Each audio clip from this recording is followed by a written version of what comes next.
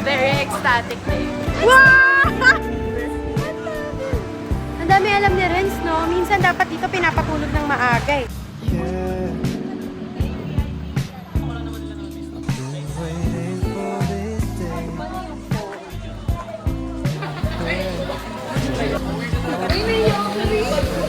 Ay!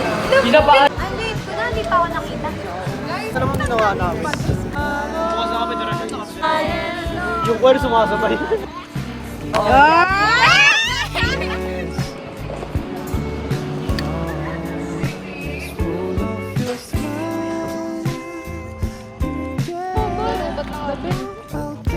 Mahirap talaga kapag nawawalan ng electric pan yung baby girl na katulad ko.